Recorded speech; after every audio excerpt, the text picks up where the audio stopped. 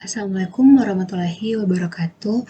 Perkenalkan, nama saya Maura Sabrina Taufik dengan NIM 220907502035 dari kelas B Prodi Bisnis Digital.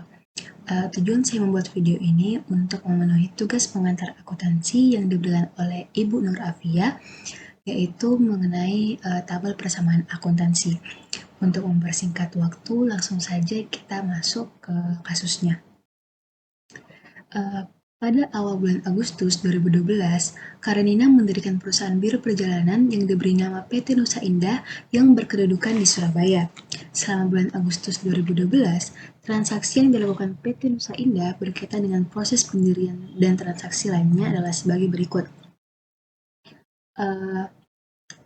Pada transaksi A, tanggal 2 Agustus 2012, Karenina menyerahkan uang tunai dan 6 kendaraan masing-masing senilai 80 juta rupiah dan 320 juta rupiah sebagai setoran modal saham, di mana 80 juta ini akan masuk ke aset kas dan 320 juta ini akan masuk ke aset kendaraan. Lalu ketika aset kas dan kendaraan ini digabungkan akan menjadi modal saham sebesar 400 juta rupiah. Setelah itu pada transaksi B pada tanggal 4 Agustus 2012 PT Nusa Indah ini memperoleh kredit usaha dari BCA sebesar 200 juta rupiah dengan jaminan BPKB kendaraan perusahaan yang 200 juta, di mana 200 juta rupiah ini akan masuk ke aset kas, tapi akan masuk juga ke utang bank karena ini merupakan kredit usaha dari bank BCA. Setelah itu, pada transaksi C pada tanggal 6 Agustus 2012, dibeli dari toko Melindo sejumlah peralatan kantor bekas seperti kursi, meja komputer, dan lain-lain seharga 47 juta rupiah, di mana sebesar 15 juta rupiah ini dibayar tunai, dan sisanya akan dilunasi secepatnya. Nah, karena kita ingin membeli peralatan kantor, otomatis kita akan memiliki aset baru yaitu peralatan kantor sebesar 47 juta rupiah dan kita baru bayar 15 juta rupiah. Otomatis kita memiliki utang usaha di mana utang usaha ini didapat dari 47 juta rupiah dikurangi 15 juta rupiah akan mendapatkan 32 juta rupiah. Setelah itu, pada transaksi D pada tanggal 8 Agustus 2012, dibeli perlengkapan kantor seperti kertas, tinta, dan lain-lain seharga 12.500.000 secara tunai. Secara tunai ini otomatis aset kas kita berkurang sebesar 12.500.000 dan kita memiliki aset baru yaitu perlengkapan kantor di mana perlengkapan kantor ini berjumlah 12.500.000 juga. Nah, pada transaksi E, pada tanggal 11 Agustus 2012, dijual satu paket wisata ke Bali untuk 20 karyawan PT Tanah Merah senilai 47 juta rupiah, 500.000 dan sebesar 22 juta 500.000 rupiah telah dibayar tunai sebagai uang muka dan sisanya akan dilunasi secepatnya. Nah, PT Tanah Merah ini membeli satu paket wisata ke Bali sebesar 47 juta 500, di mana 47 juta 500 ini akan masuk ke laba ditahan. Nah, kenapa ke laba ditahan? Karena laba ditahan ini merupakan laba hasil penjualan barang atau jasa yang kemudian dibagikan sehingga juga menjadi tambahan bagi para pemegang saham.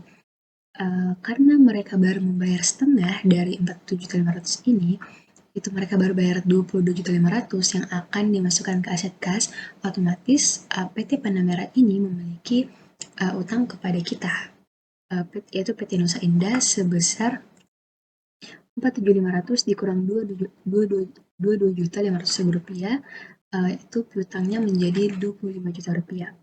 Selanjutnya pada transaksi F, pada tanggal 14 Agustus 2012, dijual lagi satu paket wisata ke Jawa Tengah kepada karyawan PT ABC senilai 28 juta. Dan PT ABC ini melunasi seluruh biaya tersebut. Bedanya pada transaksi sebelumnya, PT ABC ini melunasi seluruhnya langsung begitu bayar. Yang otomatis akan dimasukkan ke aset kas dan laba ditahan sebesar 28 juta rupiah. Lalu pada transaksi G, 15 Agustus 2012, dijual satu paket wisata ke Bandung kepada SMA 789 Surabaya senilai 22 juta rupiah yang kemudian akan dimasukkan ke laba ditahan. Lalu panitia wisata SMA 789 ini membayar tunai sebesar 17 juta rupiah. Nah, kan seharusnya 22 juta rupiah, tapi panitia ini baru membayar 17 juta rupiah yang akan dimasuk ke dalam kas. Otomatis lagi mereka memiliki utang kepada perusahaan kita. Jadi kita memiliki aset piutang di mana aset piutang ini kita dapat dari 22.500 dikurang 17 juta akan mendapatkan piutangnya menjadi 5 juta. Setelah itu pada transaksi H 16 Agustus 2012 dibeli satu kendaraan bekas yaitu pick up untuk operasi perusahaan seharga 48 juta. Nah, karena kita ingin membeli kendaraan, otomatis kita memiliki aset baru yaitu aset kendaraan di mana kita akan menambahkan sini 48 juta rupiah. Lalu kita baru bayar 27 juta secara tunai. Karena kita bayar, maka aset kas kita berkurang 27 juta rupiah dan sisanya akan dilunasi dalam 3 bulan. Sisanya artinya kita memiliki utang usaha karena kita belum melunasi aset kendaraan ini. Nah, utang usaha ini didapat dari jumlah kendaraan keseluruhan dikurangi total yang baru kita bayar, itu 48 kurang 27 akan mendapatkan 21 juta rupiah. Jadi utang kita itu ada dijumlahkan dengan sebelumnya 32 tambah 21 menjadi 53 juta ribu rupiah.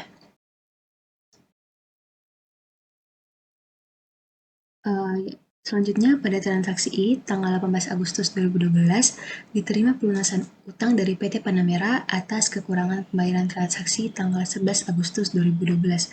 Nah, kita back pada tanggal 11 Agustus 2012. Di sini terlihat kalau PT Panamera ini memiliki utang kepada kita sebesar 25 juta. Nah, pada tanggal 18 Agustus ini, mereka ingin membayar keseluruhan dari utang tersebut. Otomatis, kas kita bertambah dan utangnya berkurang karena mereka telah bayar 25 juta. Selanjutnya pada transaksi J pada tanggal 19 Agustus 2012 dibayar biaya telepon, listrik, dan air pump sebesar 4.200 tunai. Sebenarnya ini masuk ke beban biaya telepon, beban biaya listrik, dan beban air pump. Tapi saya masukkan saja ke dalam aset kas, di mana kas kita akan berkurang 4.200 dan laba ditahan juga akan berkurang 4.200. Selanjutnya pada transaksi K, di mana tanggal 22 Agustus 2012, kita akan membayar biaya penginapan di Hotel Bali Indah, Kuta Denpasar sebesar 8 juta secara tunai. Otomatis aset kas kita dan laba ditahan kita juga akan berkurang sebesar 8 juta. Selanjutnya pada transaksi L, tanggal 23 Agustus 2012, kita membayar lagi biaya penginapan di Hotel Nusantara Malang sebesar 6 juta dan Hotel Melati di Bandung sebesar 4 juta. Otomatis ketika digabung 6 juta tambah 4 juta, yaitu 10 juta, aset kas dan laba ditahan juga akan berkurang sebesar 10 juta rupiah. Nah, pada transaksi M, 24 Agustus 2012, dibayar biaya sewa kantor atau sewa ruko sebesar 6 juta selama sebulan dan jika cocok akan diteruskan pembayarannya untuk bulan berikutnya. Nah, karena kita akan menyewa ruko sebesar 6 juta, maka aset kas kita berkurang dan juga laba ditahan juga berkurang sebesar 6 juta. Selanjutnya pada transaksi N, pada tanggal 27 Agustus 2012 dibayar gaji dan komisi pegawai sebesar 9.500 tunai dan ya aset kas dan laba ditahan otomatis akan berkurang sebesar 9.500. Selanjutnya pada transaksi O pada tanggal 28 Agustus 2012 dibayar utang usaha ke toko Mebelindo sebesar 5 juta. Nah, sebelumnya kita kan memiliki utang kepada toko Mebelindo. Nah, pada tanggal ini pada transaksi O ini kita akan membayarnya. Otomatis aset kas kita akan berkurang sebesar 5 juta rupiah dan utang usaha kita juga akan berkurang 5 juta. Dan transaksi terakhir, transaksi P pada tanggal 29 Agustus 2012, Karenina mengambil uang perusahaan untuk kepentingan pribadi sebesar 7 juta rupiah. Di mana kalau Karenina mengambil uang perusahaan, aset kas kantor akan berkurang 7 juta dan modal sahamnya juga berkurang karena Karenina ini sebagai pemilik perusahaan PT Nusa Indah. Dan ya, ketika semua transaksi tersebut diringkas dalam bentuk catatan persamaan akuntansi akan menjadi seperti ini. Ini sudah lengkap dari transaksi A sampai P, transaksi awal hingga akhir. Di sini ada total keseluruhan kas. Ketika kita jumlahkan dari awal hingga akhir, ini akan saldonya akan menjadi Rp268.300.000, dan kendaraan juga ketika kita jumlahkan akan menjadi Rp368 juta. Lalu peralatan kantor Rp47 juta, perlengkapan kantor, piutang, utang usaha, utang bank, modal saham, dan laba ditahan juga ketika seluruhnya dijumlahkan itu akan menjadi Rp59.800.000. Nah, ketika ketika aset ini dijumlahkan mulai dari kas, kendaraan, peralatan kantor, perlengkapan kantor, dan piutang akan em, akan menghasilkan jumlah keseluruhannya yaitu Rp700.800.000. Begitupun juga dari sisi kanan ketika kita jumlahkan utang usaha, utang bank, modal saham, dan laba ditahan itu akan menjadi Rp700.800.000 juga. Dengan begini